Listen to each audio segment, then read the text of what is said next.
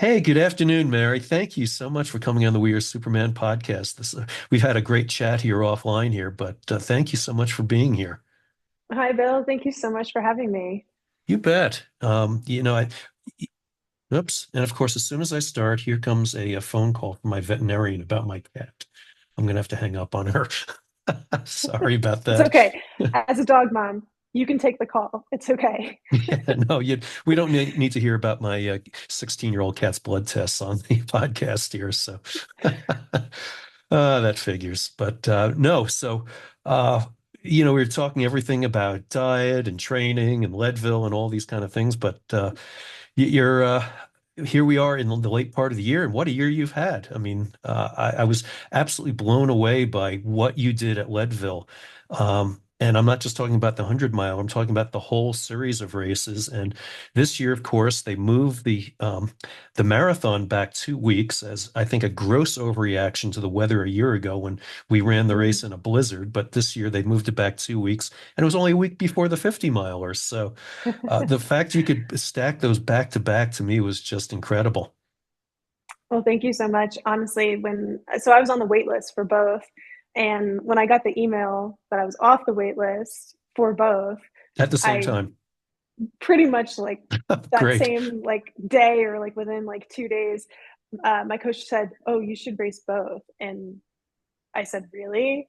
A marathon and a 50 mile, like a week apart?" And he was like, "This would be a great training stimulus for you. Like, the goal is get the coin for the 100 at the marathon so you can like make your preparations. But then, yeah, let's do the 50, assuming you recover okay, no niggles, energy feels good." And it sounded crazy because the marathon is really hard. It's like Oh yeah. 6,300 invert in at high altitude, and you go up Mosquito Pass. So it goes up even higher than the 50. But I trusted him, and after racing the marathon within like 2 days, I could tell I was recovering well. And so it was, yeah, let's send it again. And I loved racing back to back like that. I mean, I have a history of doing really well with back to back races. There was a time when I was trying to qualify for the Olympic trials in 2020 that I did 5 marathons, road marathons in a 14-month period, and I PR'd all of them but one.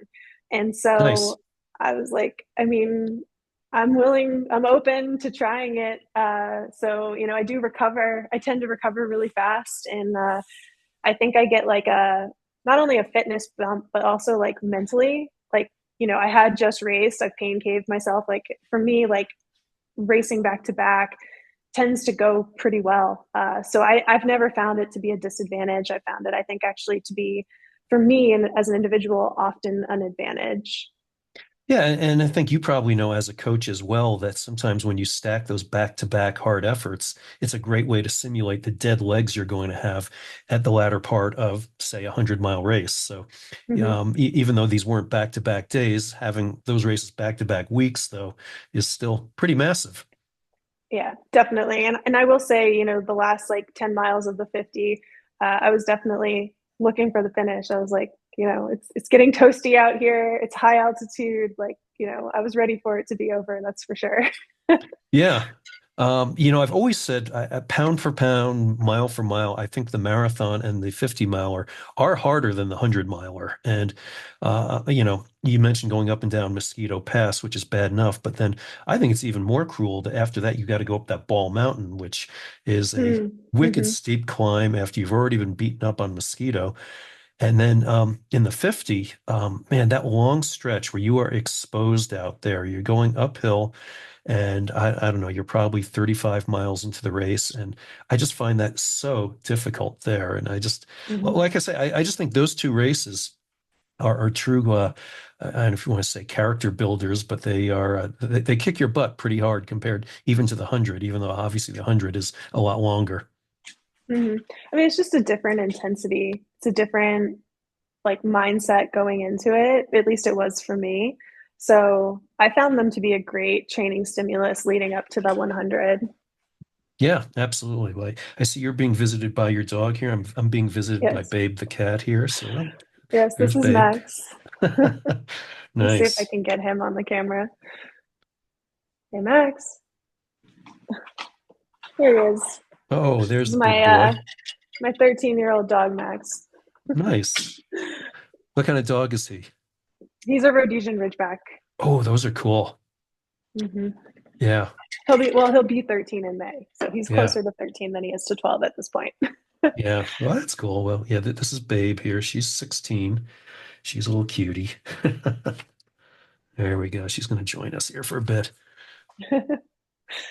So,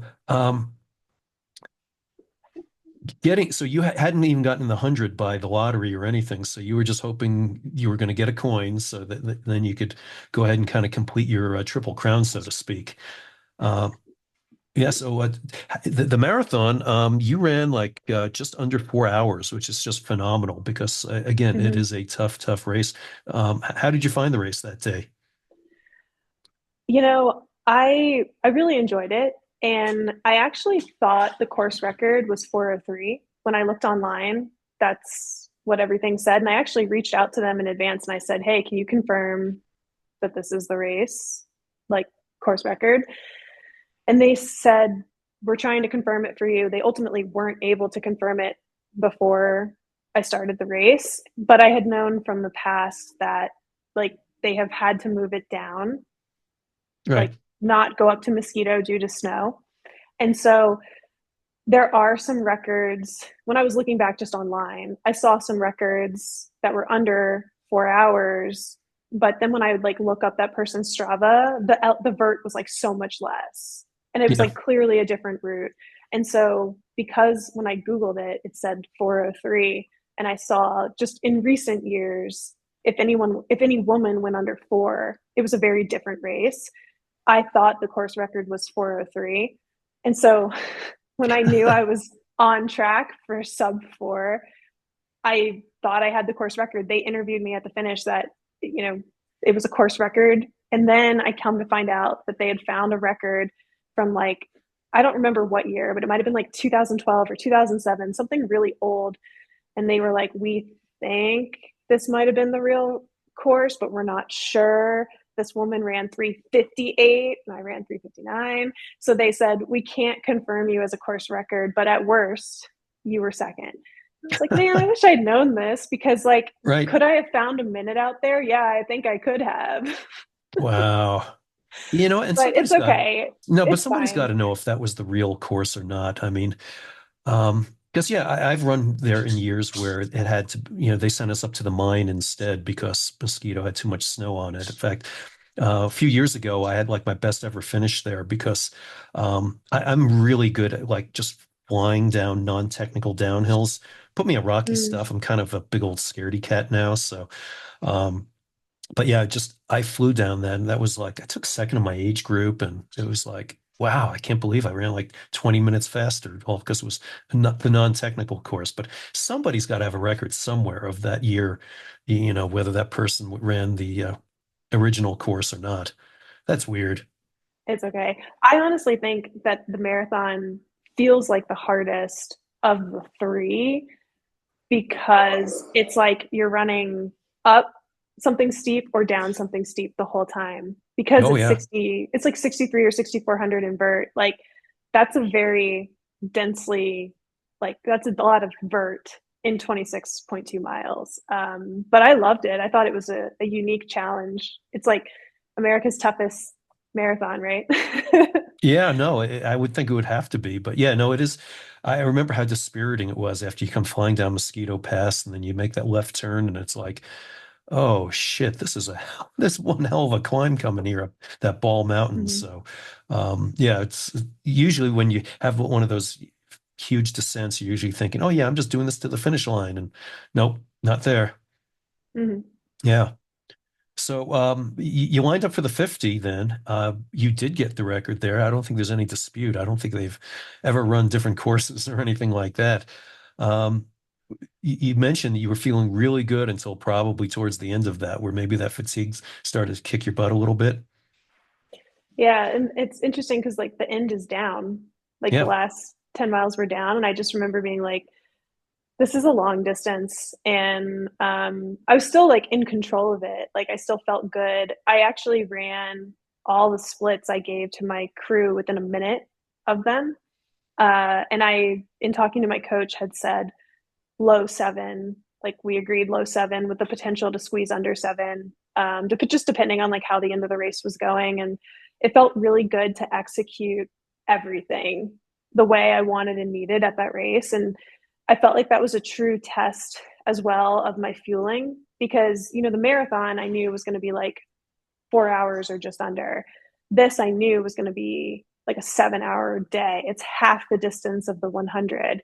And so for me, the biggest win of the day, even over like the like even over winning the race, even over being fourth overall course record, like for me the biggest win was I executed the race from a fueling standpoint the way I wanted to because I wanted to replicate that at the 100. And for me to have a day with a longer distance race, not just like, it's like 26 miles or like, a 3 hour or a 2.5 hour race, which for me is like where I am with road marathon. Like I have that dialed. It's the longer distances that I wanted to make sure I had fueling figured out. And like Silver Rush 50 was a warmer day. It was in the 70s. The sun is up. The sun feels intense at high altitude. And I Right. used an ice bandana. I can tell you that that last climb, I don't remember what that final aid station is where you can see your crew, but they made me take an ice bandana because I told them if it's borderline, make me take it. And it Right. was warm enough that I wanted it. That climb from there, before you have like the long down, I ran every step of that. I caught multiple guys going up it and I just felt really good. And I was able to fuel like with fluid, electrolytes, like so sodium and carbs the entire day the way I wanted to. And it gave me so much confidence when I then was going to go do the 100 to know this really works. And I felt Yeah. great the whole time. Energy was great the whole time. I didn't use caffeine for the marathon or the 50.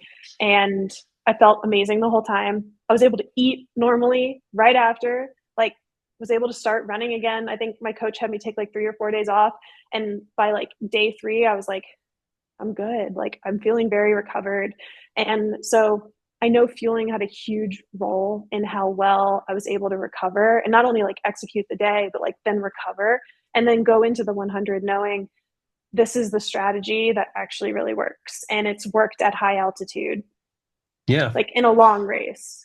Yeah, no, that's really special. That's great. Yeah, well, let's step back a moment from the races and everything. Let's talk about that fueling and your preparation, and everything.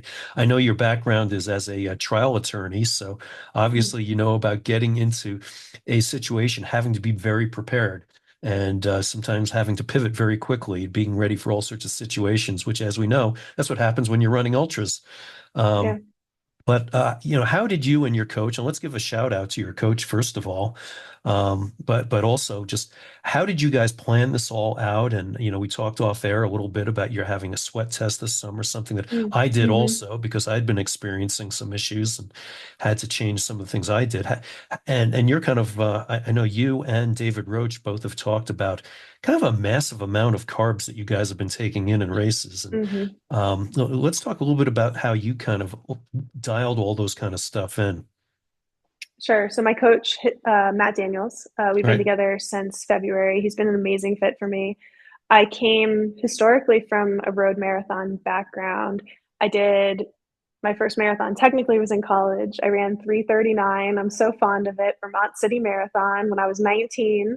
And my Nice. college coach was like, don't do that again until you're like past college, please. Uh, and so I didn't do another one until 2015 because, as you said, trial attorney by trade. I went to law school. I graduated college in 2009, graduated from law school in 2012. I didn't run during law school. I actually didn't run for 6 years. So I didn't Yeah. run for 3 years in law school because so I was a full time day student and then I switched to night and I worked and went to school at night. And like, I mean, my Yeah. day No was time. completely full from Right. like 7 a.m. I was at the law firm until classes sometimes were 9, 10 at night.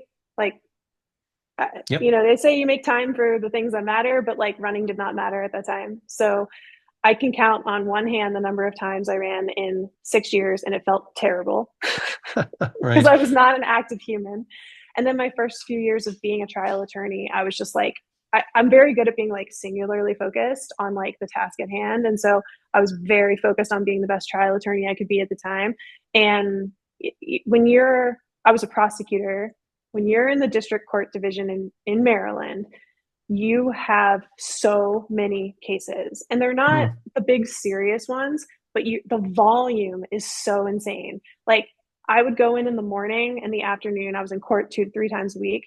You're handed a stack of files. I'm talking sometimes like 100 and something cases a day, and I Yikes. need to know them all because it's up to the defense if they want to have a trial or they want to take the plea. And sometimes I would have like 5 or 6 trials a day.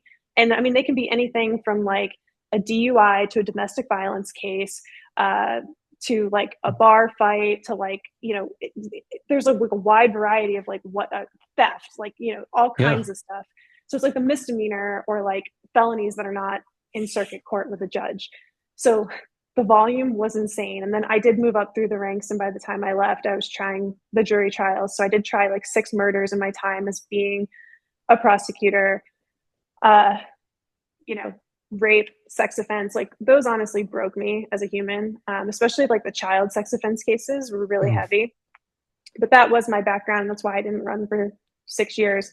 I did run like halfway through my time as being a lawyer, and it was like my morning escape, like my 4 Right. a.m. escape. Like I would wake up at 4 and I would run at 4:30 because if I was waiting for a jury to come back, I wouldn't necessarily get my run. But I started back in 2015 with a marathon, and I ran a 3:03. And from there, someone planted the Olympic trials qualifying seed, and I didn't even know what it was. Like, Instagram was not what it is now, where there's like Right. all this sharing of information. Uh, a friend said, if you can run 3:03 off of like 30 miles a week and no speed work, like, imagine where you could be 4 years from now. And I watched the Olympic trials in 2016 on my couch, and I said, 2:45 feels so far away right now. But I had just run a half in 1:22, and I was like, okay, so I just have to do that for like double the distance, basically. Yeah, piece of Um, cake. and I have 4 years to do it, so why not? And then I also, and people think this is crazy, as a 3:03 marathoner, was like, I see the A standard is a 2:37. I'm gonna go for that after I hit the 2:45. And people were like, why don't you break 3 first? And I was like, yeah, that's the goal right now. But like, I'm just gonna keep going.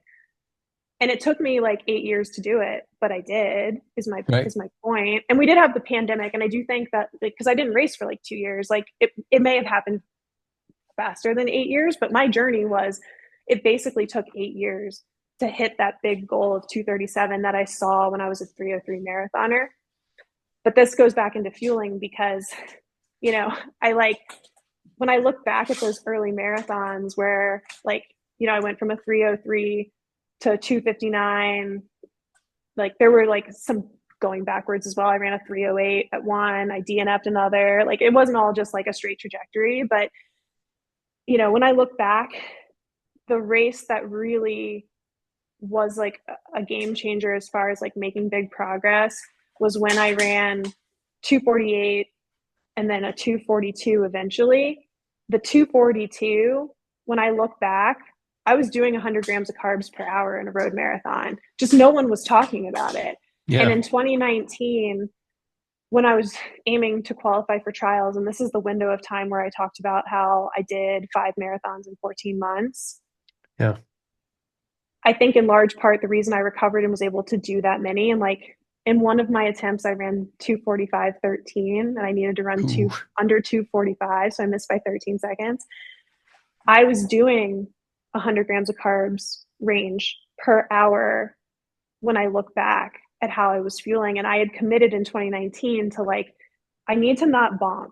And how do I not bonk? And I had started having much better training because I was really taking in gels, and I wasn't doing sodium or electrolytes because I hadn't gotten a sweat test. I didn't know. Yeah. But I was doing mostly Martin gels or drink mix. And that's what I did through 2019 into 2020 for the 2020 Olympic trials. And so when I was then aiming to qualify for the 2024 trials, I was doing that on road still. I was using mostly Martin. I was doing I when I qualified at CIM and this time last year, I ran a 236. I actually did 114 grams of carbs per hour. And then I raced Houston earlier this year where I ran my current PR, which is 114, like flat 114.10. Yeah. I did 100 grams of carbs per hour in a half marathon. And I had not heard of anyone doing it for that. Like, it's basically like a threshold, it's almost threshold for me because it's just over an hour race, right? Yeah. So I didn't know if it was possible to fuel like that at a like basically a threshold intensity. But what I did was I practiced in training at altitude. And I was like, if I can take in these gels slowly, like I wasn't trying to take in a whole gel in one interval. I was taking in like a third or a half. This time last year, like the end of 2023 into early 2024, I was using workouts at altitude when I was doing like a threshold tempo or a VO2 max interval, like workout. I was fueling during the recovery. And then I was even starting to take it during some of the intervals. And if you can train your stomach to do that, when you pull back the intensity, you can do it.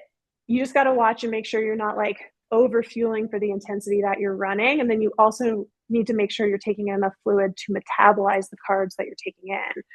But I mean, I've been doing this high carb fueling when I look back since 2019, and it's been a game changer for me. And so when I came to Ultra, I was already doing that. Yeah. Well, you must have quite the budget for gels. I do eat a lot. Yeah, no. So, as you say, you're taking in 100 grams per hour. If you look at the fact that, you use the multiplier of four for carbohydrates, you're taking in, 400 plus calories per hour, Mm-hmm. basically, which the common thinking had always been that you could take in about 250 to 350 calories per hour before you start getting GI distress. So Mm-hmm. obviously, you've got to train to be able to do that. So um, it's something that obviously is working for you. You've trained with it. So let's say you're in a race, though. You're not eating all four. You're not eating an entire gel packet at once. Doing it that way. Yeah, I mean, you're probably splitting out. You like opening it up, eating half of it, and then like carrying it for a while, or how exactly are you rationing your carbohydrates during the race? Are you talking during a road race or during an ultra? Well, probably, I guess during an ultra. During a road race, you're probably not carrying anything in the way of, um, well, I guess during Leadville, when I saw you, I know you weren't carrying a pack or anything. You just had some handhelds out there. Um, that's what always separates you folks from the rest of us, slow mules out there who got to carry everything in a pack. But, I mean, that's a choice though. Like there oh are yeah, some absolutely. races where that require the pack. I I mean, in full candor, like I didn't like I had only used a vest until this past summer. I hadn't shared this, but I took a fall on Mosquito Pass when I was scoping it out the week of the marathon. And I Hmm. actually like had a little bit of a rib injury, like to the point where I like went and saw a PT and they had me taped because I had like a strained intercostal muscle and an elevated, like a displaced rib. Oh, And geez. it wasn't like it wasn't like bruised or broken. I worried because every breath I felt, but I Oh, couldn't yeah. wear a vest. And the silver lining of that was I tried the belt and handheld for the first time, and I found I really liked it. And so then I used two handhelds for the marathon, for the 50, and then for the Leadville 100. And like honestly, if the 50 had been that week that I took the fall, I probably wouldn't have done it because I would have been too nervous about how the rib felt. But I was like, when I talked to the PT, she said it's just a pain tolerance thing. Like you're not causing harm to yourself if you like do the race with Hmm. this. It's just like you're uncomfortable breathing. You have it like smarts when I would breathe. And so she's like, you just need to figure out if like it's worth it to you. And I was like, well, I'm just going to try and get the coins so I can like plan my year, but for the rest of my summer. But the silver lining of that, the point that I'm sharing with you is I had intended to race with the vest. Yeah. It made me, because I didn't want to have anything tight around it, like it just didn't feel good. it made me do the belt, and I would put one handheld in the back and I would carry the other handheld, and then I'd stuff gels in the belt, and I felt faster, I felt lighter. And then, like, as someone who does sweat a lot and overheat, it felt really good on a warmer day to not have that like layer, if Oh, that makes sure. sense. Yeah. That makes But sense. to So, answer yeah. your question about fueling, I have a timer that I set on my watch. It goes off every 20 minutes. And I actually switched. I had been using Morton before for road marathon. I liked their drink mix, especially the 320. But when I got to Ultra, because Precision and Scratch were on course at the Leadville series, I Right. switched to that in training. If I didn't like it, I would have carried whatever I needed to use, right? But I Right. actually found that I really liked it. And so the benefit was I can carry a little less because it's at the aid stations. And so it really worked for me, the Precision 30-gram gels. So I just took one every 20 minutes. So 30, 60, 90. Like 30, well, sorry, 20, 40, 60 Right. minutes. So I'm taking 30, 60, 90 grams of carbs from the gels per hour. And then I also had in one hand Scratch with like electrolytes, and it had 20 grams in it of carbs. And then the other one was the unsweetened Scratch, so no carbs. So for the most part, I was taking in like 110 grams per hour because I was taking a minimum of one bottle, often two per hour when it was a warmer day, like, or a warmer time of the race. I would Right. take in up to two bottles per hour. And like when I was at like I stopped frequently, and I would like pop the top, like, please refill me with Scratch. And I don't know, like, I assume it was a little, it tasted a little more diluted than what I was doing, like on course. Right. So, once I would get to my crew, they would have my bottle that was, mixed per my needs. But out there, I would just rely on the course to help me refill quickly, like the aid station volunteers. Yeah. Now, we were talking before about the fact you'd had the sweat test and you found out you secrete a lot of sodium, which I learned as well. So, Yes. in addition to my bottles that I was carrying that were just, like a salt shaker in a bottle, pretty much with the precision fuel, a drink mix that I had in there, I was also carrying salt tabs with me. So, between each aid station, I was popping two 250 milligram salt tabs from Precision Fuel as well. So, Mm. yeah, I was just, I was a human salt shaker by the end of my run there. But were you having to do something similar there because you found out also that you have a higher salt need as well? Very high, like excessively high. I remember when I went to Scratch and the number came back, they said, "Oh, Yeah. we feel bad for you." And then they gave me a bunch of product. They were like, "Here, this, take this. You need this." I was like, Right. "Well, thank you." I was like, Oh, I didn't "Man, get like that treatment. Wow. Oh, man. it's like double what the average person is." And I'm like, "Oh, well, Right. that explains why if it's a hot day, I'm like dying out there." But knowledge is power. And so whenever I find something out about myself, like, I'm not going to allow it to be something that continues to be a disadvantage. Like, I'm going to dig in and work to make myself better at that thing. So, like, for example, if I don't think I'm good at technical downhill, I'm going to put myself on technical downhill so I become better. I'm not going to have this like handicap for myself. So it's like, you tell me I have this high sodium loss. I'm like, okay, I'm going to make myself like a better, like, heat adapted athlete. Like, I do the sauna training. Like, I'm doing everything I can to become better at something that, like, it is a genetic disadvantage, but like, you can work on it to help yourself, is my point. Like, Yeah. you know, maybe there's some races out there that like I should probably never do, but we can agree on what those are. But, Right. you know, it's like, if I decide I want to do that kind of race, I'm going to double down and set myself up for as much success as possible. So it's like, oh, you're telling me that I lose this much sodium.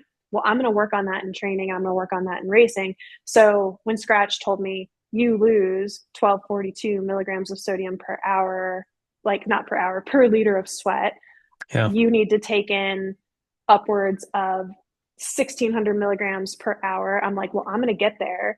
And so I started in my training. I actually had to pull back my carbs at first because I was like my stomach's going to just kill me if I all of a sudden try to take in a massive amount of sodium. Yeah. And I hadn't been taking in like any in my racing, which makes me think like, what could I do in a road marathon? Like, because I definitely would feel depleted out there at times. And I'm like, was that in part nutrition? Because like, great that your carbs are figured out, but if your sodium is like out of balance, that's a problem too. Oh yeah. So, it makes me curious about like potential in racing that ahead as well. But so in training, I pulled back my carbs at first to about 60 grams while I upped the sodium from basically zero um, Right. to like, and maybe I was taking 100 or 200 milligrams per hour, like maybe, but I definitely wasn't taking even 400, which is like what a scratch scoop is. Like I wasn't even taking in a scoop of that per hour. So Yeah. like very much underfueled in the sodium department. So I started with 400 and then I got up to 500 per hour. And then I trained myself and then I slowly brought up the carbs to be able to do 1600 milligrams because I now do 800 milligrams of sodium per bottle. Okay. So if I'm taking in 2 bottles, it's 16 with 100 to upwards of 130 grams of carbs per hour. Like I've done workouts where I literally take in 2 bottles with 1600 milligrams and 130 grams of carbs in an hour workout. And I'm like, if I can handle that, like I am very confident on race day. If I'm asking my body to take in 100 grams of carbs, it's going to be able to do that because I've like, in a sense, overfueled it during training and like totally trained my gut to be able to take in like a lot more than I'm even asking of it on race day. So if I settle in at 90, at 110, at 100, at 80, like all of that is very manageable for my GI system. And I feel really good, especially I would say with like the 100-mile distance and that intensity Yeah. being right around 100 like feels really good for me, like the 90 to 100. Right. So you took a lot of training tips apparently from Joey Chestnut, right? How to, I don't expand your stomach all the time. Do you I know don't know Joey who that Chestnut? is. Oh, No. he's the guy who wins the hot dog eating contest every year at Coney Island. Okay. Now I Yeah. know who you're talking about. I did Yeah. not, but I've heard David Roach talk about that. Yeah, he And has, yeah. I guess I was doing that in my own way without Right. realizing.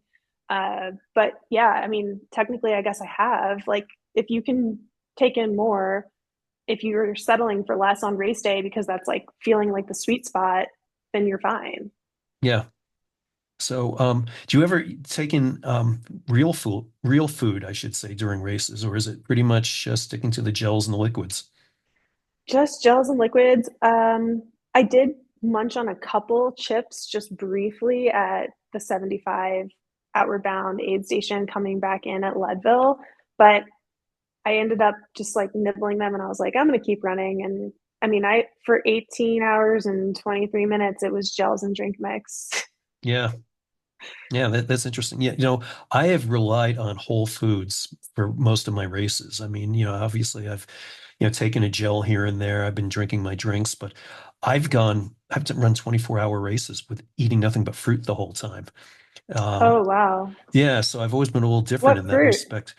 You know what? I'll go to the supermarket and I'll buy those cut up bowls of pineapple, cantaloupe, honeydew, strawberries, grapes, Mm, bananas, and I will eat those continuously. I somehow that's always fueled me really well. But I had the sweat test done because I kind of started thinking back, even going back 30 years, I'd been experiencing leg cramps. And oh, okay. even I did an overnight race in July here, just really testing out my lighting systems before Leadville this summer. Got a leg cramp in the middle of the night. And I'm like, what the hell? This doesn't make any Mm, sense. So that's why I got the sweat test done. So I didn't have enough time to dial in, everything. But at least when I ran Leadville this time, I did not have a leg cramping issue. that's So good. yeah. So I'm going to have to continue working with that. But no, that's interesting. The other thing too is we talked off air about being plant-based eaters, and Mm, I've always stayed away from salty foods. I mean, I don't eat processed foods, which of course is where most Americans seem to get a lot of their salt anyway. But I've never added salt to foods, and I always wondered, like, man, maybe I need to be eating more salty foods because obviously in a plant-based diet, if you're eating a lot of fruits and vegetables, there's only a trace amount of salt in any of those. So, but overall, I like the diet. I know Hmm. you've been a plant-based eater for a while yourself, and with some modifications. And I think the biggest benefit, though, as we talked about off air, is the recovery capabilities. How you can come back from hard Hmm. efforts and just come back, without the inflammation. You feel great.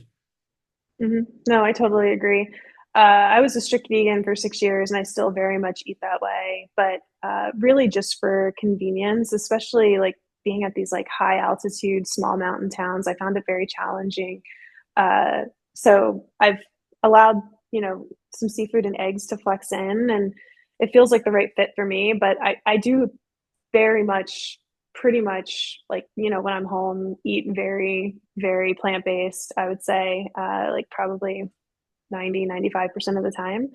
And I feel a difference in my body and the recovery. Like, it's like I do something and the next day I'm like, I can just like do another workout. Like it's crazy. And, that way of eating truly changed my life. And it's something that I'm going to carry going forward. Like, I can't imagine not eating this way because I just feel so good all the time. Yeah, no, I'm totally with you. This was the first summer I've had where, I mean, I've been through various injuries and everything, so I hadn't been able to really put in a full effort of training. And this is the first summer where I was able to just train to my heart's content. And Hmm. I was always amazed how I would do a hard effort and think, okay, I've earned, I'm pretty much need to take a day off, especially at my age. I need a little more time off. And then the next day I'd wake up and I'm like, whoa, I feel awesome. I'm going to go for a run here this morning, kind of thing. So. It Right. really does make a huge difference. It's amazing. Right. And, the biggest concern people often have is, am I going to be able to get enough protein? And the answer is yes. I know I shared this with you off air before we started recording, but when I've tracked macros, like my protein PR, which was like 170 something grams of protein in a day, was a plant based day. Yeah. So you can do it. You just have to eat a lot. And how many calories are you eating a day? You were telling me before. It's pretty amazing. Yeah, when I was tracking for high altitude training, like the summer, I lived at 8,500 feet in Buena Vista. And then Right? I was also in Leadville, which is 10,000 feet. But actually, before I even got up there, when my coach was having me do 120 to 130-mile weeks, and I was doing double workouts for some of those, I was doing uh, anywhere from like 15 to 20 something thousand invert in those weeks. I was hitting between 4 and 5,000 calories a day. And I was basically, if you looked at a carb load, like from a registered dietitian, I was hitting a carb load daily, like based on, what is it, like kilograms per, or grams of carbs per kilogram Or of body killing body weight. weight. Like, Yep.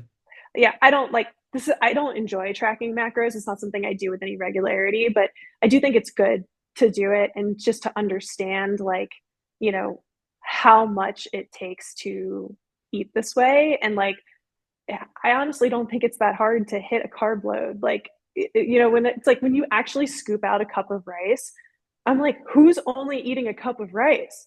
I'm eating Right. like three, like four in a serving. Like, it's like, just keep going. I'm like, man, a cup is really not that much. So I think it's really informative, like, to do that kind of tracking. Like, and I know some people like struggle with that, and it's like too much information or like too dialed or whatever the situation is. But like for me, I found it to be informative, and then I don't need to do it anymore because I know if I'm eating enough versus not to support training, and that's so important. And I truly think one of the biggest problems for performance and just overall health is people are not eating enough to support what they're asking of their body.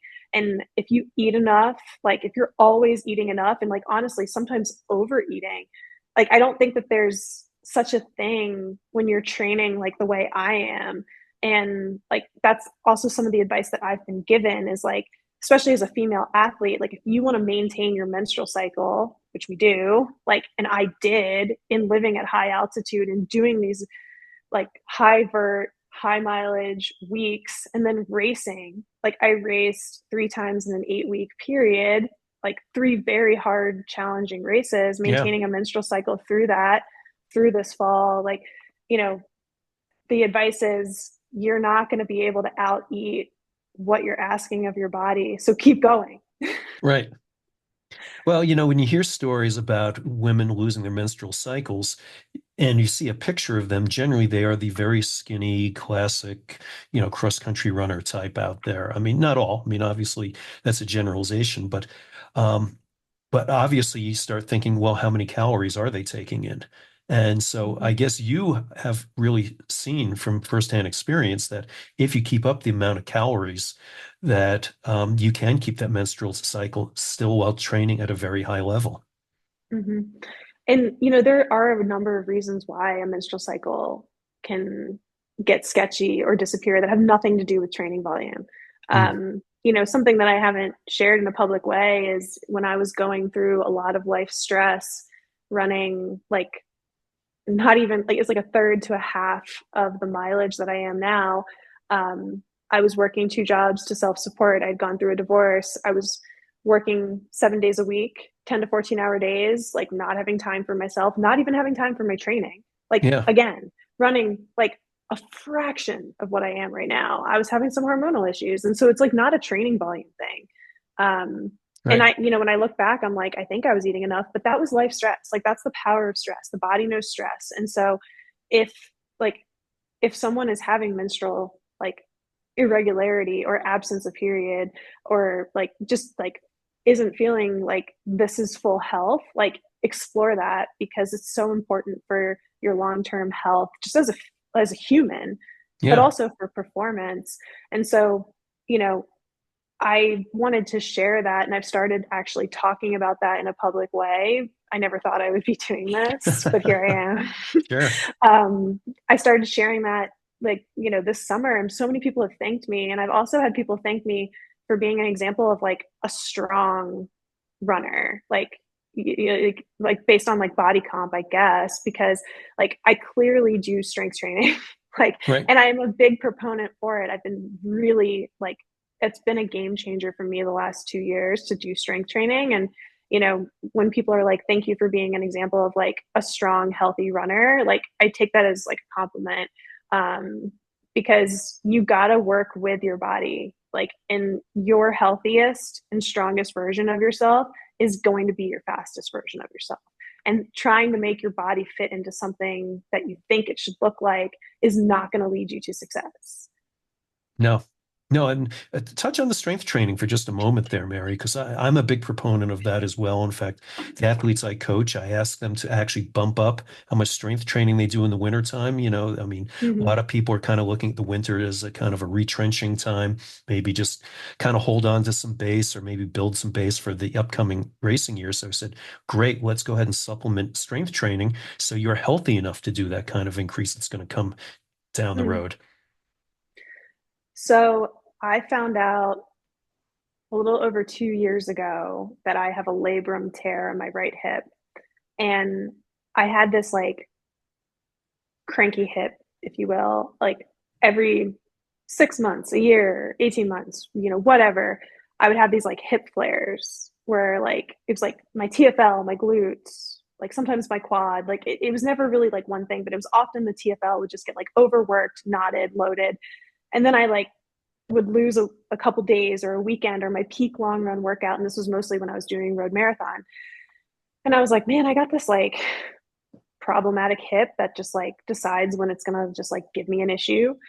And I had a really bad hip flare in August 2022 that precipitated me getting an MRI because PTs at first were like, go run, you're fine.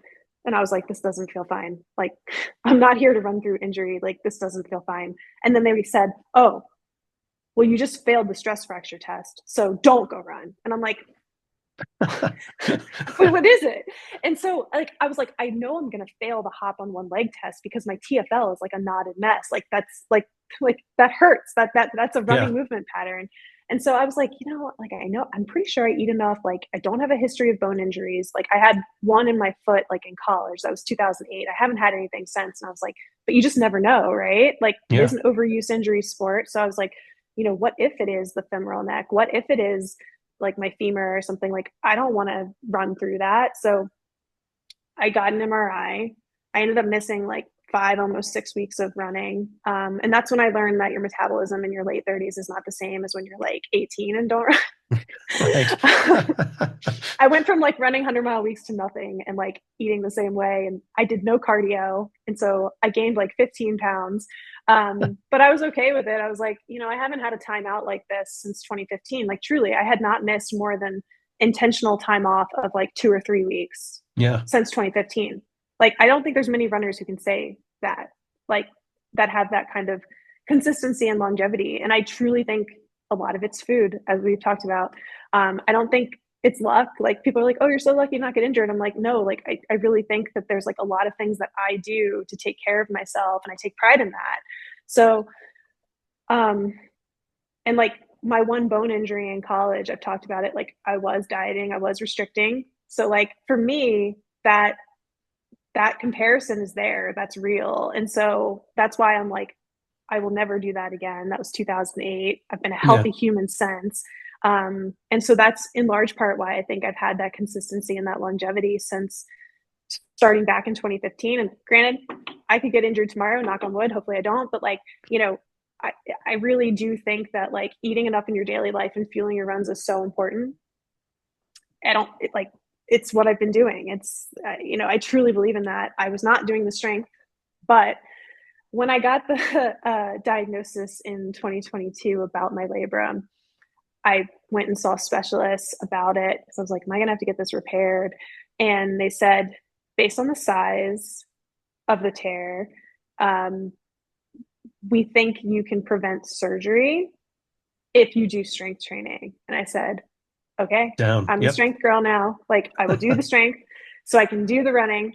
And I started in fall of 2022. October 2022 is when I got that MRI, the beginning of October. And I'd raced the Boston Marathon that spring of 2022. I didn't race again until the spring of 2023 because I really committed to a year of rebuilding myself Mm. and not pressuring a race timeline earlier, because I said, I want to rebuild properly. And that fall, it took like 3 or 4 months of doing strength twice a week. And I was doing it like 3 times a week, a little bit like in there as Yeah. well, with like very low mileage for myself, which was like 30, 40, 50 miles a week. Like, now I run 120, 130 miles a week. Before the injury had happened, I've been running like 80, 90, 100-mile weeks. So like for me to run 30, 40, 50 miles a week is very low mileage.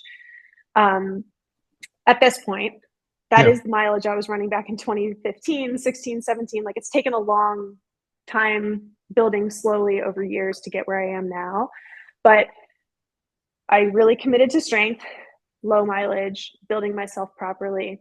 And I was so sore. Like, I literally was like, I don't know if this is ever going to feel good, but it did. My body made that turn. And then I really started to feel so powerful, so strong in my running. Like, my legs just don't fatigue. Like, I literally have not raced since I truly committed to strength and had my legs feel fatigue out there. I've felt like cardiovascularly or like something else be off, but like, it's never been a my legs are dead, I can't get them to turn over, like, Wow. ever, like, Right. since in 2 years. So like when things got hard, like at the end of Leadville, it wasn't muscular. It was more just like my hips were just like, this movement pattern, we're so tired of doing this. It Right. wasn't like dead quads, which like I've had so many people tell me like expect dead quads at some point. I never felt that in the 100. And Nice. like I've not felt that in racing a marathon and racing a half. Like, I've actually been able to split very frequently my fastest miles at the end, which sounds crazy. Or like there's not that fall off. And I Right. feel strong the entire time. And I know that's strength. And so I'm a huge proponent for it. It's part of why I chose to work with Lift Run Perform as a run coach, because I was I started one-on-one coaching back in 2018, and I did it for 2 years on my own. And in 2020, a conversation with Mary Johnson, the founder of Lift Run Perform, in a bar after the Olympic trials. We talked for like hours, and she was like, "I would love for you to come coach with us." And I was like, "I'm coming. So I accept." So I've been Nice. with Lift Run Perform since 2020, coming up on 5 years now, and I loved that the strength training she provides is like so perfect for runners. It's a lot of single leg work, hip, glutes. She's been my strength coach like for the past over 2 years now. And I've never felt better in my body. And I'm very good about 2 times a week. Like if I miss, I get right back in the gym. Like, if I'm traveling or like whatever happens, like I'm like, you got to get back in the gym. And I've come to love it as its own activity. And like, Right. I'm not just like, oh, I'm going to go do this lift and like check this box. Like, I'm trying to increase the weight I'm doing when I'm there. Like, I'm looking for it to be a hard workout on its own and lift heavier and heavier, like Right. progressively ahead. Um, and but I was an alpine ski racer in high school and college, and I used to squat very heavy. And I don't remember what my reps were back then, but I know I'm not there, but I don't think I'm far off, honestly. Wow. That's Yeah. impressive. Yeah. And I'm doing way yeah, more than my body weight, yeah. which, like, I don't, I think it's like a huge, like, I think it's a huge disadvantage if a runner's not doing it. Like, whether you're doing road or like ultra, I think it's just very important. No, without a doubt. And yeah, no, I had a girlfriend at one time who was an alpine ski racer who, yeah, her upper legs were just, impressive. I'll say that.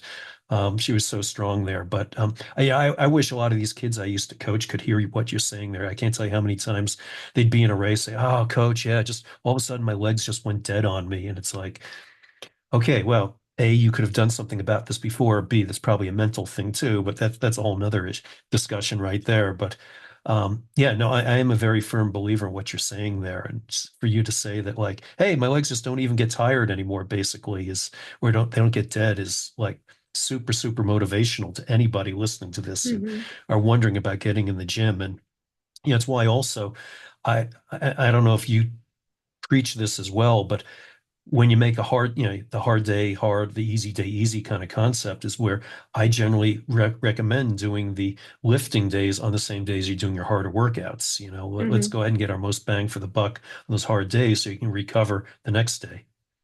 Yeah, totally. And there are some times where, like, if I do like a really long, hard workout, I'm like, I need to just bump this back a day. And I sometimes Yeah, will because I'm like, I'm going to have a more productive lift if I'm not like, I can just tell if I'm like, I think I need to prioritize recovery. Or if, for example, like, for some reason my run is later, like whether there's like smoke or like whatever. And it's like, I need to like do the run like later in the day. And then it's like, well, I don't want to go to the gym like straight from my like 25-mile run with like all this work in right, it. I'm like, I'm done fitnessing for the day. I'll do it tomorrow. So like I do also tell the athletes that I coach, like if you're like, okay, like, and also like I know because I've been a lawyer, like I've balanced a very demanding career with right, training. And like I was like training like not at this level with ultra, which is also why I held off on ultra because I was like, I don't have time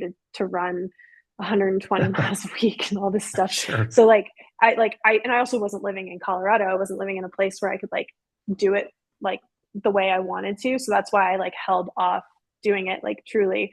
But like right, I was running um like I would say high mileage like for someone who is working a full-time legal job. Like I was running 60, 70, sometimes 80 miles a week, which that is a lot when you're working.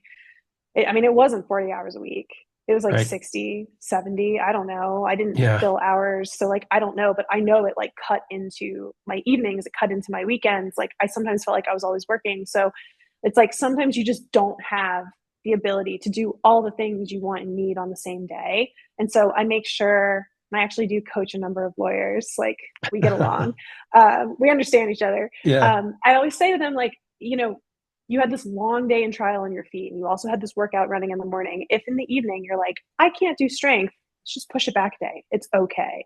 Right. So like I'm a very compassionate coach in that way because I know what it's like to try and balance like high level running with a career, and you can do it, but you just got to be willing to adapt and like not, it's also important to not put yourself in a hole too, or get mentally Right. burnt out to the point where you're like, well, I just need this training cycle to be over so I can get my life back. Like when I hear that from someone, I'm like, hold on, we need to talk because that's pressuring the race too much.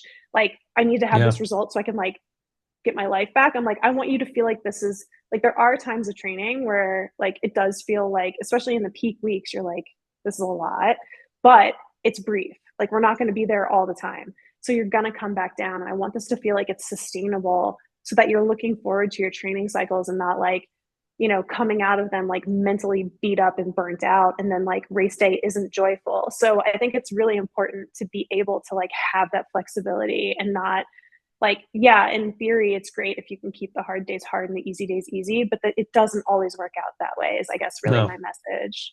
Yeah, no, and as coaching high school kids, it's like, yeah, I expected them to be there at 3:30 every day, and you're going to do the workouts I tell you to. But when you're coaching adults, everybody's balancing a job and family, and last thing you want to do is give them a quote a second job, namely training. So, no, that working real life is very important there for sure.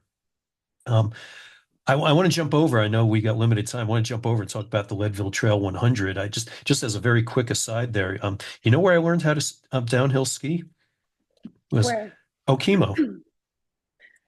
that's my mountain. I know exactly. I saw that. It's like I wasn't in the school like you were, but my aunt and uncle had a house right near Okemo in Cavendish, near Cavendish, but near Ludlow Okay. there.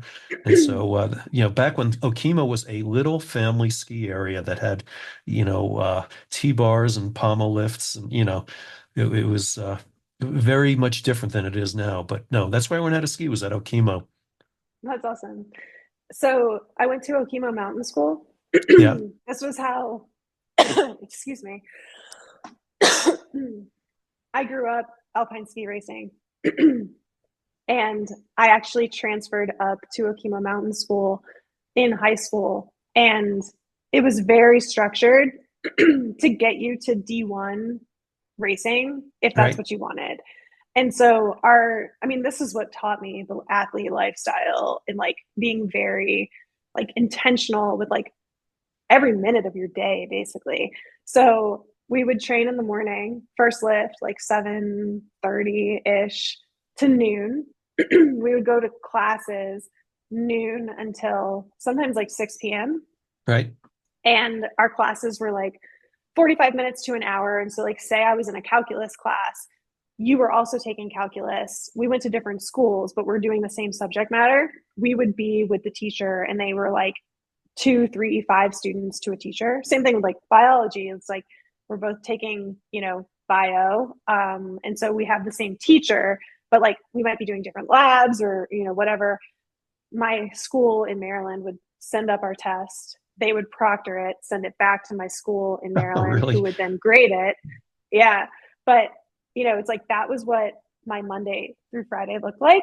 And then we would race on the weekends. And so, like, that's what my formative years were like. And I right, did get to race D1 in college. That was my goal, was alpine ski racing.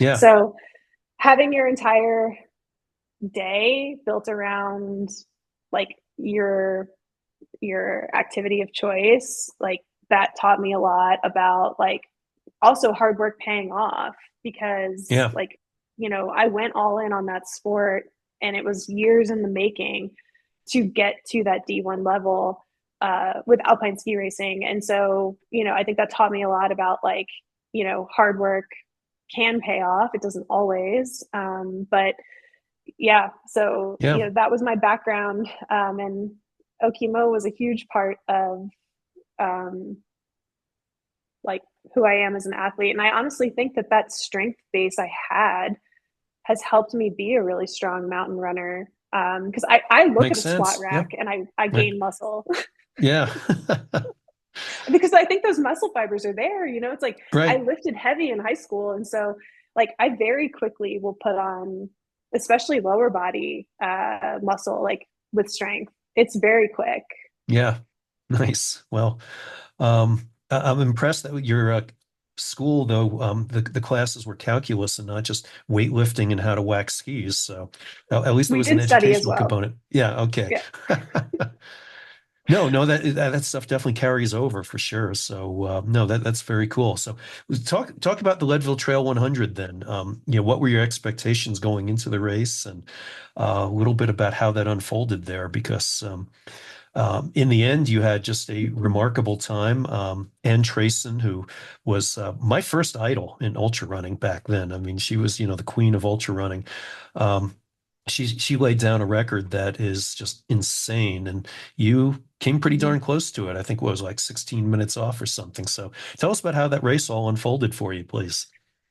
I'm so impressed that she set the record at the time that she did. When you think about fueling technology, shoe technology, I mean, that course Yeah, record has stood for a very long time. And, when I first got entry into Leadville, the 100, my coach said, "You have the ability to take that course record down." And at first, I was like, I just am staring down 100 miles and thinking, like, am I ready for this? right. And you'd not run a 100 miler Well, and before, right? but Yeah, I know I am. Like, I've been a student of ultra for a very long time. I've followed it. I started coaching ultra athletes in like 2020, 2021. Um, I've crewed and paced friends like in like my time in 2020. I had moved to Flagstaff. I lived there. Um, between leaving law, I had worked in marketing and I was working for a marketing agency, and this was during the pandemic. I was able to like live in Flagstaff. I always wanted to live in Flagstaff. I'd gone through a divorce and I was like, this is a place I've always wanted to live. I'm going to go live in Flagstaff. And so I did.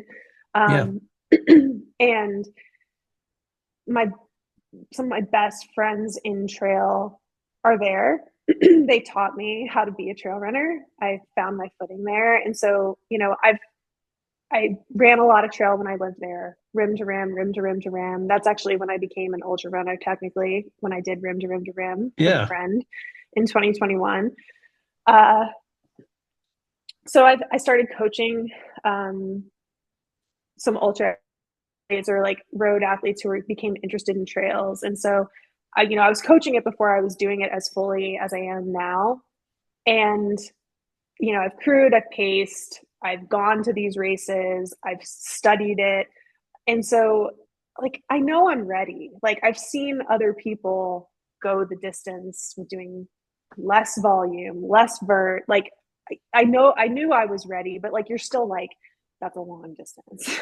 yeah, And so when I first got the coin, I was like, am I ready for this? Do I want to do this? And then I like dismissed it pretty quickly, but I think it's normal. I mean, I respect the distance. And I said, you know, I'm going to always respect it, but I'm not going to fear it because fear is unproductive.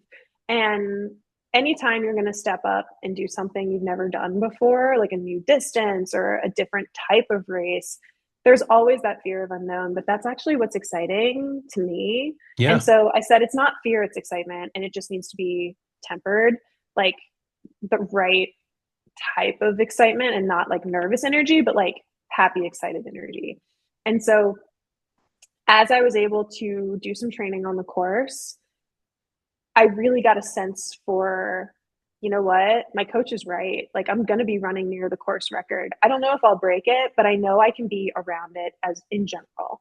And so when I sat down and calculated what I thought based on running various sections of the course, now I didn't get to run the whole thing, like, I didn't get to run each section in both directions, but mm, I yeah, ran every section of the course, which is a yeah, of huge benefit and a huge perk. But course. I mean, to have it with my first 100, it felt like such a great opportunity to like live up there and run sections of the course and like be at high altitude and be high altitude adjusted. So, like, very grateful that it was my first 100. And Leadville's a very special place for me as well. So, when I sat down based on like how my easy long runs felt, like I wasn't going on workouts, I was going based on like easy long runs. I was like calculating splits for various sections.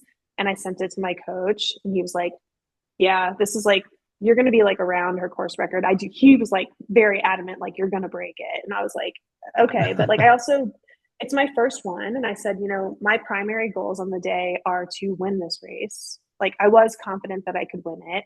I Right. didn't know who was in the race because they don't publicize the list. No. So I had no clue who was going. So like I had a podcast ask me pre-race, like, what are your goals? And I was like, I want to win this race. Like, and of course the process goals of like finish my first 100 and like Right. be as in control as possible. But I said, I want to feel like I went for an easy long run and then it's going to get mechanically hard. And that's exactly what I did. Like I felt very in control of the entire race and I let heart rate guide me a lot.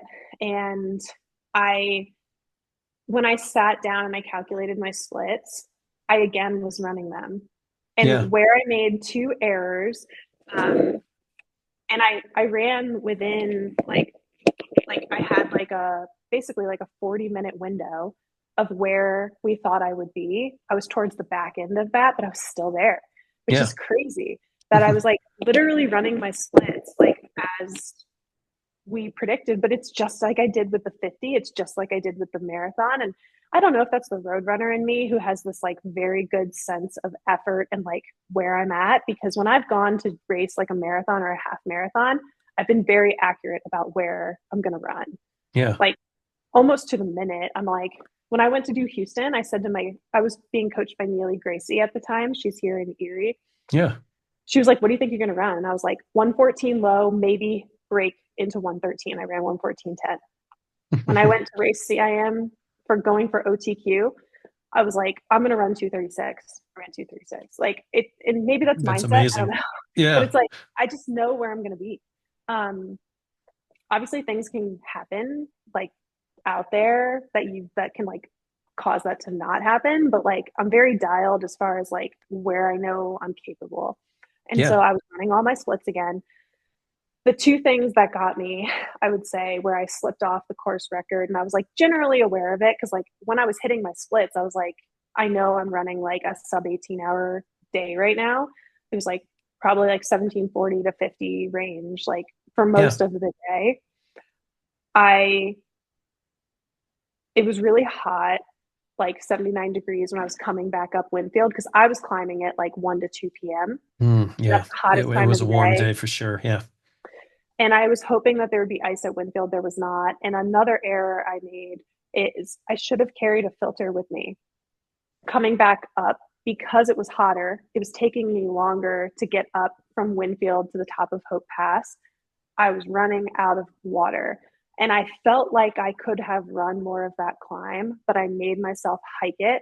And by the time I got back over to Hopeless, I was like completely empty of fluids. And like with my fluid like sodium loss issues, I was like, Yeah. if you put yourself in a hole here, you could risk the rest of your race. And so I For just sure. was like, when I got up to that top of Hope Pass, I was like off my splits and I was like, you can still make it up. Like, you're still running great. Let's just like get some fluids. And so, like, I refilled at Hopeless. The other thing I didn't take into account that I didn't know when I was coming down Hope Pass, that was where all the people who had just made it under the time cutoff was. So the trail was Right. actually very jammed coming up. Yep. It's always a I wasn't problem. able to run, and I didn't know this, right? Yeah. Because like when I'm running Hope Pass during training, like I was cruising down it. And so Right. I don't remember what I said my splits would be coming down it, but I was running like slower because I was like stepping off to the side of the trail. I was stopping because there were a lot of people coming up at me Right. on this like single track. And so I still wasn't able to like make up time coming down. And so when I got down to Twin Lakes, I was, I think, like 30 minutes off where I Okay. had projected to be. So I had slipped back by 30 minutes. And I said to, now I have a pacer. So happy to have a person. Right. Thank you. I said to my friend Courtney and Lindsay, they were my two pacers. I like I was like, I've slipped a little bit. Like I had to take time on that climb because it was getting really hot. I don't regret it. Like, let's see if I can like maybe make up some time. And I was able to then make up and be 16 minutes off the course record, whereas I had slipped back to be about 30. So like I was still able to run really well that final section and like make Yeah. up some time. But like I don't have any regrets over how I paced it. Like I felt good and in control for the most part. I worked through what I thought was the beginning of a GI issue earlier. I think I was just overfueling for the intensity because Hmm. like my heart rate was low, the effort felt so low, like the first like marathon distance, like when I got to Outward Bound, I said to my crew, like, I kind of had to like slow my fueling because like I don't think I was working hard enough for like 110 grams of carbs. So I kind of had to like pull it back, but I adapted, I figured it out. Um, I had some headlamp issues. My headlamp died at mile 10. It freaked me out. And I was like, is this the kind of day I'm having? Like I had to Right. like follow behind a guy right ahead of me and I was like trying to like see the ground. And I've thankfully I been was there able to like before. Yeah. I'm like, it's mile 10. I charged this thing. And I had Right. carried actually a backup battery just in case because Leadville doesn't require you to carry anything. And I No. had paced High Lonesome over the summer and they require you to have not only a headlamp, but a backup battery. Yeah. And that morning I was like, what if it died? And so when it did die, I was like, goodness, I have this battery. So when I got to May Queen, I was able to like change it out because it actually, the sun, like I couldn't see the trail until I got off the CT and I was climbing up towards Up on what's that mountain? Hagerman Pass over there. Yeah. Exactly. Yeah. And so like if I hadn't had that light for that CT section after May Queen, like I would have Ooh. been walking it. And I Yeah, because kept that's a thinking to rocky myself, section there. Yeah. I was like, if I fall and like bang my knee at like mile 10 or mile 12 or 14, I'm gonna be so upset. But I just like stayed calm and I just was like, this is ultra running. Like Yeah. things will happen. You know, So Mary, I just tell you real quick, it's a similar situation. Back in the 90s when I first ran Leadville, we used to have headlamps that were kind of like they looked like, the miner helmet kind of things. I mean, incandescent bulbs. And I ran the race with this big battery pack on the back of my head and used to carry extra batteries and extra bulbs even, because if you like mm, tripped, you could break the bulb. And but so one year I thought, hey, here's a really good idea. I'll use rechargeable batteries. Well, and these were like, C cells or D cells, I think they were actually. And oh my you know what? gosh. I got like just a few miles outside of Leadville, and all of a sudden my light just went dark. Oh gosh. Yeah, and so I spent the rest of the time all the way out to May Queen basically either scamming off other people's lights like you were doing, or fortunately we had a full moon. But of course, my every now and then I would land in a puddle, because there's always puddles up there. And so there I Yeah. am, even early in the race with wet feet already, and I'm like, oh, this is just great. But very important lesson I learned there. Don't use rechargeable batteries. But again, those are the days before we had LED lights. So Yeah. No yeah, kidding. yeah, I've been It's there. so funny. Like I then had headlamp drama at the finish too. It's like, Really? yeah. So with like, I would say like otherwise things went pretty well. Like, I felt like my low point was definitely Twin Lakes to Outward Bound. For whatever reason, like I felt great through the 100K and then it kind of sunk in like you still have 40 like 39 miles to go. Like, you Right. know, this is a long way to go. Can you hear me? Yeah, yeah, I got you. Okay, this AirPod died. I wasn't sure if you Speaking could of hear me. batteries dying, right? Yeah, we've been talking for a while. So I kind of hit this like low energy point where I was just kind of like starting to feel a little tired and just like was starting to think about the distance. And I was like, don't think about the distance. Like, you don't need to be thinking about how you have 30 something more miles right now. Like, it's just not productive. And so when I got to Outward Bound, and I saw my crew. That's where I like nibbled some chips. I had a couple sips of coffee, but then I was like, it was black, and I was like, I don't really like black coffee. Sat down for a minute, regrouped.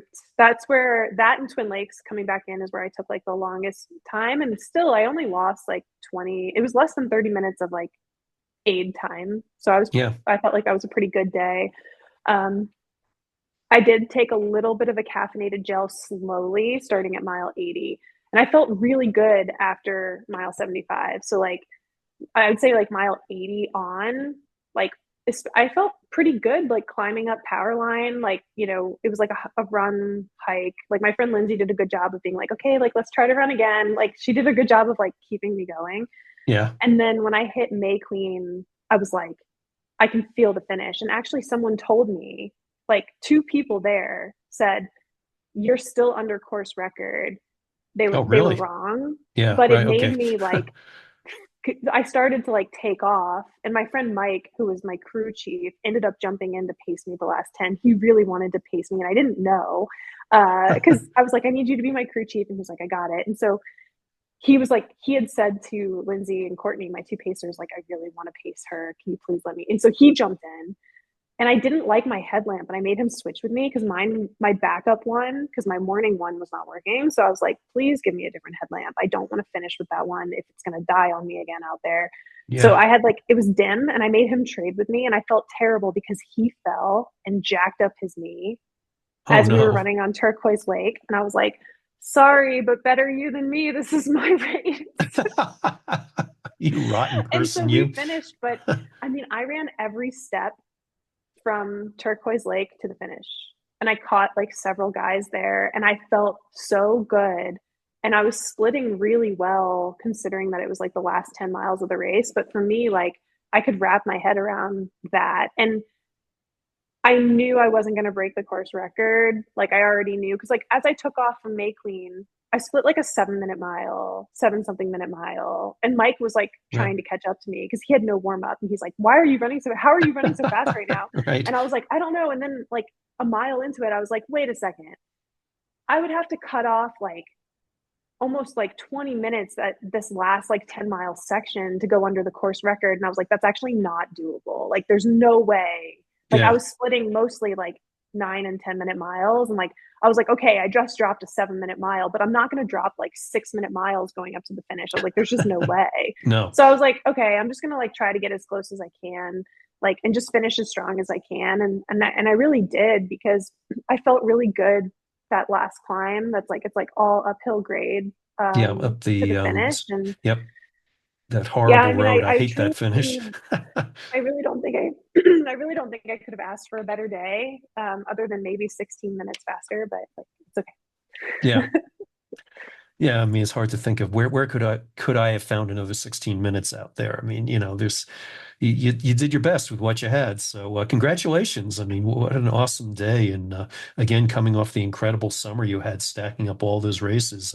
Obviously, all you learned along the way, the strength training you've done, being plant-based, whatever, it's all came together for you that day, which is totally awesome. So congrats.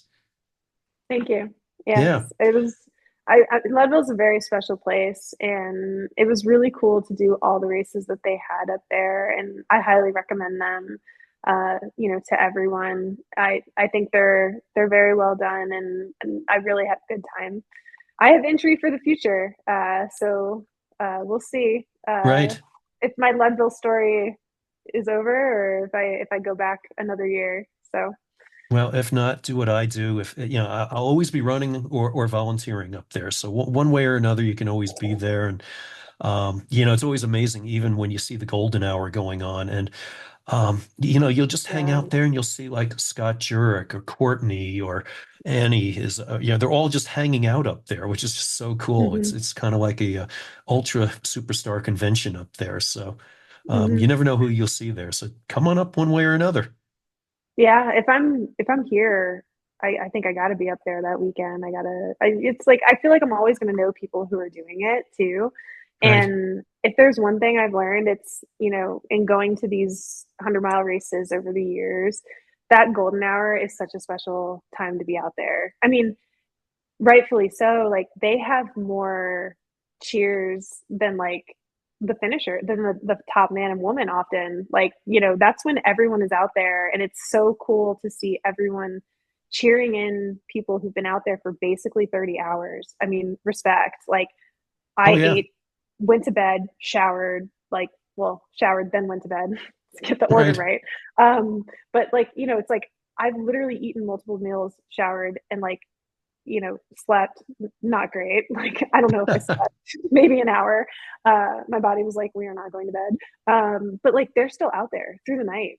like coming Right. in, almost midday the next day. And so like for me, like that's so inspiring to see how long people are out there and like fighting to be under the cutoff. Like that is inspiring. And so anyone who goes to a 100-mile race, like please go to Golden Hour and cheer in the final finishers because it's so inspiring and special.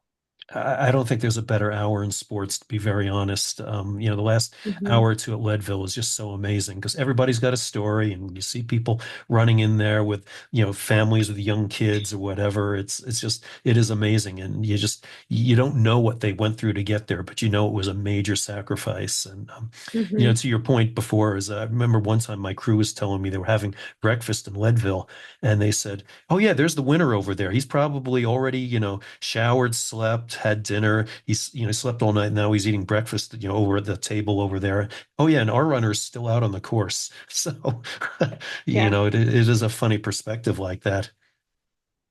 I know. And so often people will say, oh, like, it's so much harder for you. And I'm like, I don't think that that's the case. Like, if you, like, it's hard for all of us. Like, when you are pushing yourself to that limit, whether that limit is winning the race or setting a course record or being in the top 10 or running a personal best or fighting a cutoff, like, it is hard for everyone. And also, you've been out there way longer, you've Oh been yeah. exposed way longer. Like, respect. No, as I said all along, I think Mr. Roach there really blew it because he missed all the fun of running through the night, the thing that we all get to enjoy out there. This is why I'm signed up for Run Rabbit 100 this year. I'm going to run through the night. Are you? Okay. Hmm. Yeah, what Yeah. else is on your menu for this year? And I know you just got done doing JFK, and I don't know if you have enough time to talk about that because that's a whole nother story, I'm sure. But if there's time, we can go back to that. But what do you have planned? You've got Run Rabbit coming up, so that's very cool. Yeah, I want to race my way into Western states, but Okay. whether I'm on the start line at Western states or not, I wanted to do Run Rabbit 100. It's one I've eyed for a very long time. I went up there this year to crew a friend, and I was like, I really want to do this race next year. And so, like I said, I have entry for Leadville. Likely going to defer it to 2026. I've already like talked to them about it, so.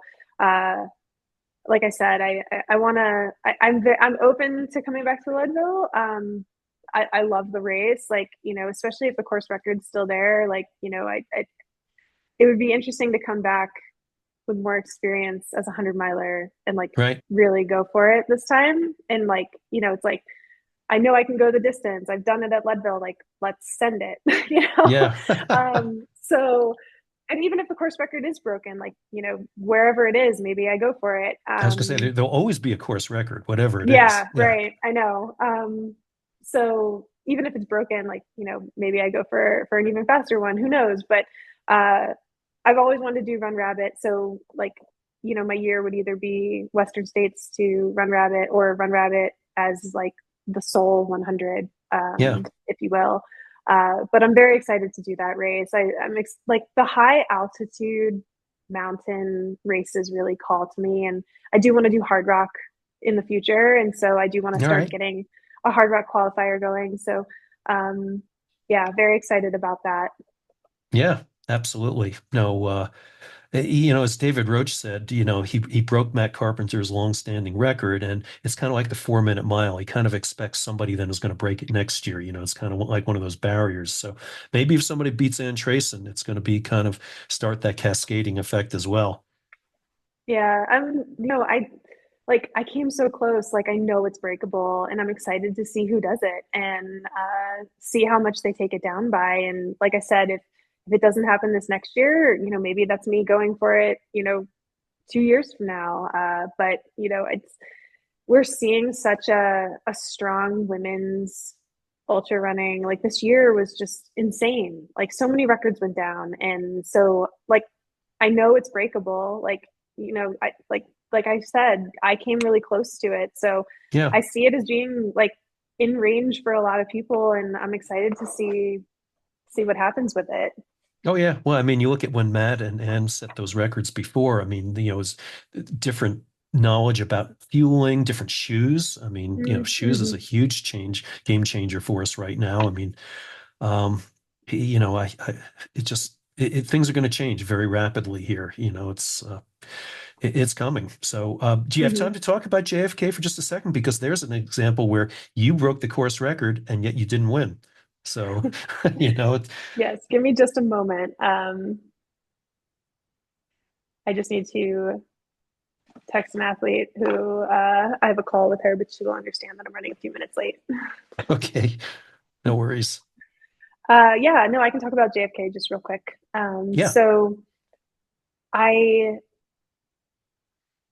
was trying to figure out what I wanted to do this fall, and I wasn't really sure. Like my coach had said, "Do you want to do javelina?" And I didn't feel comfortable or like stoke over doing another 100 so quickly, and I needed to listen to that.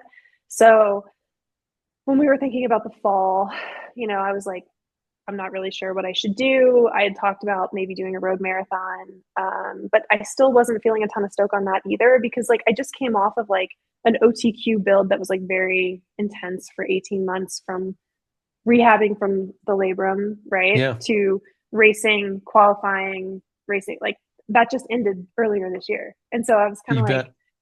I was like, I'm not like opposed to not doing it. Like, I'd be open to doing another marathon later, but like it just doesn't like I just didn't feel the fire over it. And it's really important for me to like do things that like excite me so I can like get behind it. So I wasn't gonna just like do a marathon. I wanna like do it. And so Yeah. I was thinking about this fall and um he had proposed JFK like when we first started working together, he was like, "You should do that race."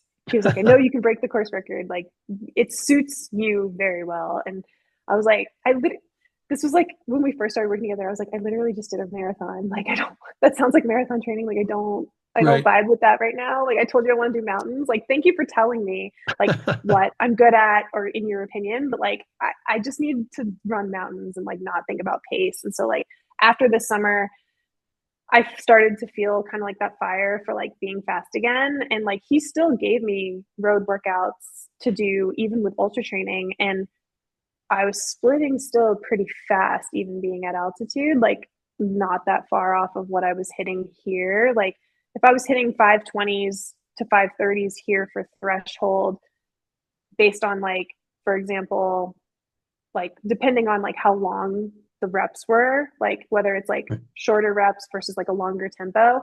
At 8,500 feet, I was hitting 530s to 540s. So I was only like 10 Wow. seconds back.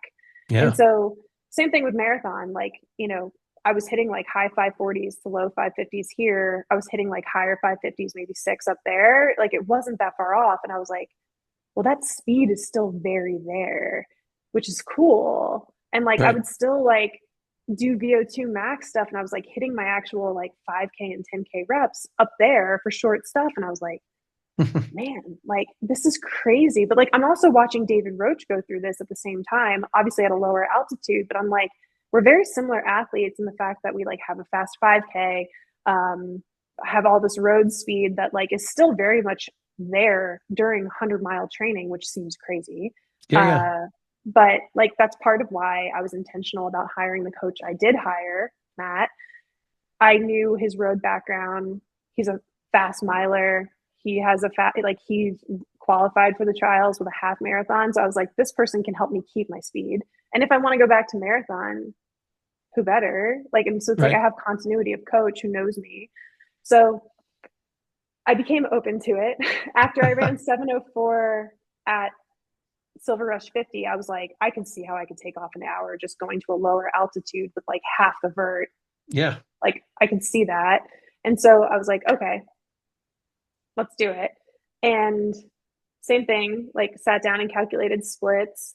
And I was really excited. Like it's such a historic race. I was excited to do it Right. and ran what I had anticipated on the Appalachian Trail. And I wanted to just get through that section because it is highly technical.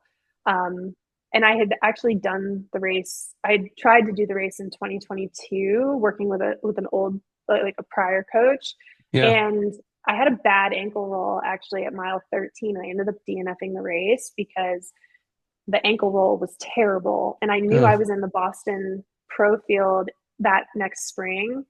And I literally was having a lot of ankle pain on the canal path. And I just like stopped at mile 27 because I was like, mm, I'm I'm limping. Like yeah. like I can't go another marathon distance right now on this foot. Like it's messed up. Damn. And Yeah. so I had this history with the race, which is also why I was like, am I ready to go back?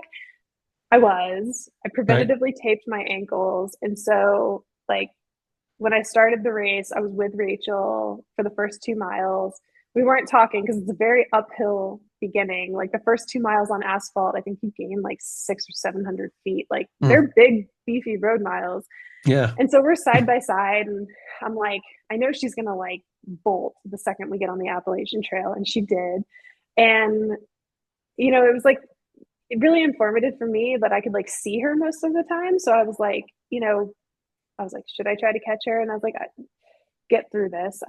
My ankles were taped and it caught a roll. Believe it or not, it caught a roll. It did not impact me because I had my ankle taped, but I was like, Oh, thank wow. goodness I taped my ankle. Like this Ah, trail is treacherous. Like the last couple miles of the Appalachian Trail is so rocky and you yeah. can't see well because the leaves are down. It's like a very different trail running experience than out here in Colorado. And so I get down, I change my shoes. I felt great.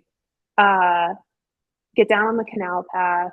And it was like so lonely and desolate. Like I didn't have anyone to run with. It was just, you're not allowed to have music or anything. And so I'm like running this canal path just like by myself. And, I just like respect to the ultra runners who do the flat ultras because that is such a different grind on the body. Like Yep. to go, like I felt great on the trail. I love the elevation. That was honestly my favorite section, even though I was nervous about an ankle roll. Right. um, but it was like, this is personal. I need to get through this. And when I looked back from 2022, I didn't look in advance. I ran, I think it was like 11 minutes faster on the Appalachian Trail this Really? time, Okay. which is a really cool look back. Yeah. But I didn't split where we thought I would on the canal path, which is interesting because like that's where I really felt like I would be able to like make up time, if you will, potentially. And like I don't know what's going on with her race. She's like 90 seconds ahead of me. I can't Mm, see her at this point. right. But I was like, you know, even if I just like maintained, I would have been like 90 seconds off of her.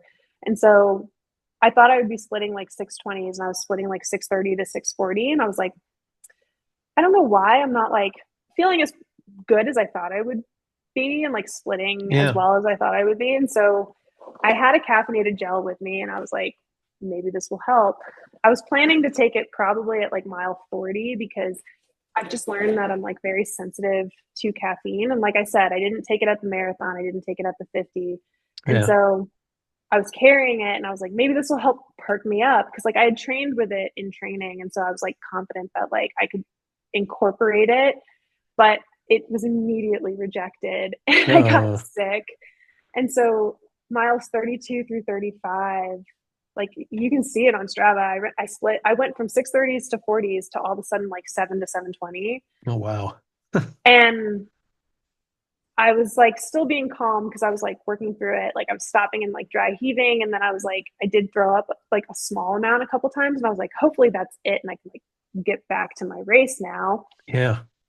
But when I hit mile 35, I like started to really not feel well. And so I actually stopped and picked up a cup of water because I had scratch and I was drinking Martin 320. And so I was like, I need something that's not like salty and I need something that's not like sweet. I just need plain, I Mm, think. And so you can actually like see me on the live stream camera. I was walking through the aid station and they're like, Mary's just really taking her time out there. And I was like, when I listened to the live stream after, I was like, I'm not just really taking my time out there. I'm like working through something. Clearly, I'm right. not walking out there. But anyway, so I was laughing when I was like watching it back because I was like, no, there is a sense of urgency. Like I'm going for a time goal. I'm going for a place goal. Like I'm not out here just like walking La-di-da, around. right. But I threw up a lot, and I think the water triggered a lot of throwing up, and it was Oh, a good thing though because it's like my system needed to get it out. yeah. I was then able to rally in a way I've never rallied before. And I split a 10-minute mile right there working through it. And that really upset me because I was like, Mm, whoa, when you combine that with like the 7 to 7:20 for like 3 miles or whatever, I was like, you just slipped back substantially right. from where you were. And I was like, you need to get back to business. Like, you don't have this time. And like, you need to try to get back to your race. And so I was able to then split back into the 650s. And then I was able to get down into the 640s. And I was Oh, kind of that's like riding amazing. that line. I've Yeah. never rallied like this before. This is Yeah. why I think this story is so good and like why I shared it with my athletes is because if I had mentally allowed myself to go to that place of your race is over, like, and I didn't try, like my day could have been so different. And so Yeah. this is ultra running. It's like you're not always going to have that perfect day. You need to work through things as efficiently as you can and then try again. And I was able to do that. And by the end of the canal path, which is like mile 40, I was able to start like taking in scratch first, the unsweetened, and then I was able to start taking in Martin again. I was able to start taking in carbs again because I was like, the priority is sodium, get it Yeah. back Yeah. in. Right. And then I was like, the priority is carbs. When I hit the damn mile, and I think there's like 125 feet of gain in this mile, I split like a low 7.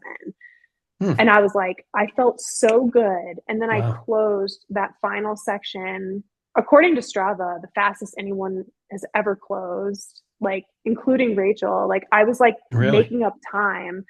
I then went from I'd slipped as much as 8 minutes back to then I finished like 6 minutes back. And it all was in that last like 8 miles. I made up like 2 minutes, which is like a lot Wow. in a 2 minute stretch.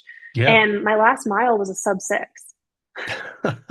Which is like, I was like determined because I was like, you can still break this course record. Like, if you get it together and you really work hard this last bit, just Right. run hard. And I didn't like, I only looked at my watch as I was like, as the split was rolling through, and I was running as fast or faster than I did on the canal path, which is flat. Yeah. And these rolling miles at the end have like 50, 70, whatever feet of gain. Like they're very rolling. So Yeah. they're technically harder.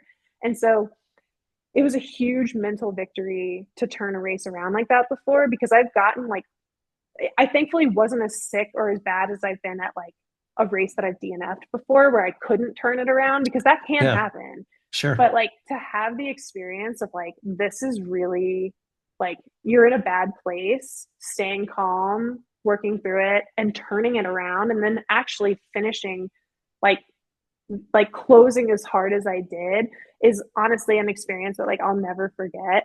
And so I am grateful that I was able to break the course record with all of that going on. I definitely was coming from more from a time standpoint. I would have liked to have been, you know, closer to Rachel or been competitive with her. That's not how Right. my day like panned out. And she had an amazing race. Like I'm super stoked for her, like an epic day. Yeah. But I it wasn't quite like I had some perfect near perfect days this summer. They're so wonderful, but like, a race experience like JFK is one that I will have in my toolbox as an ultra runner always going forward for when I have the races where things go wrong and I need to get gritty. I'll be like, you've done this before. Like you can dig in deep right now and like you can turn this race around. Like that was just such an invaluable experience. Like very grateful for it. And, I learned a lot about myself that day.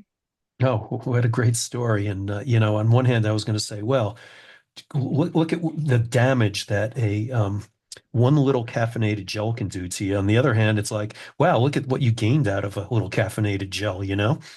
Mm-hmm.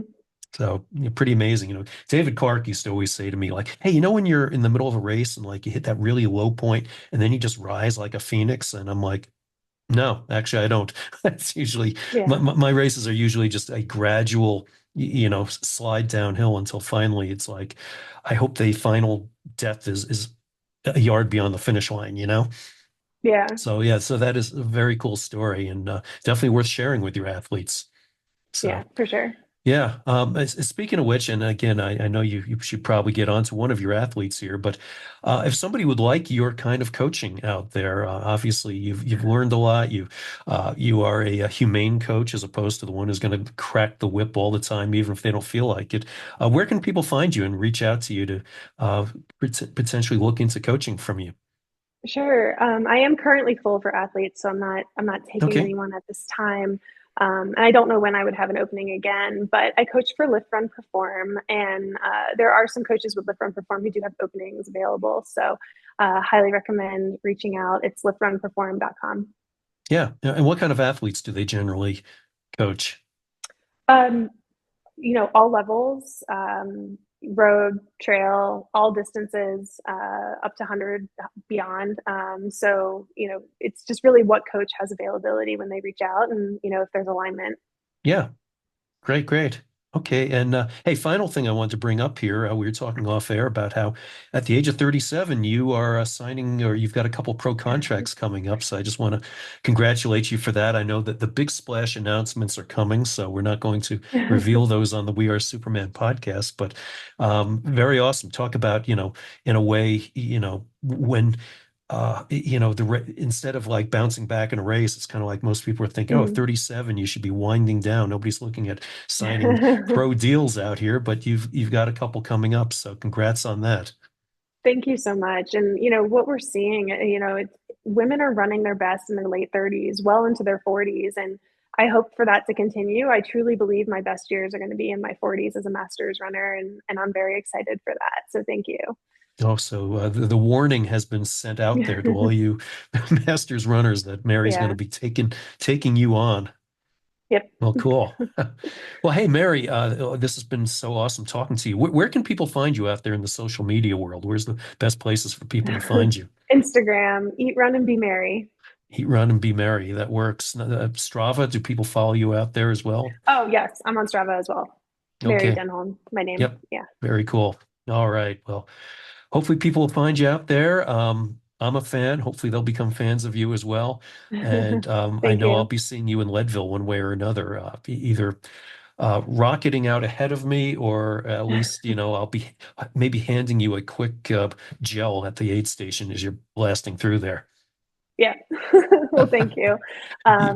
Yeah, I love Leadville. I'll definitely be back. Cool, cool. Well, I'm looking forward to seeing you out there. Thank you so much again. It's been great pleasure. Thank you. Thank you for having me. You bet.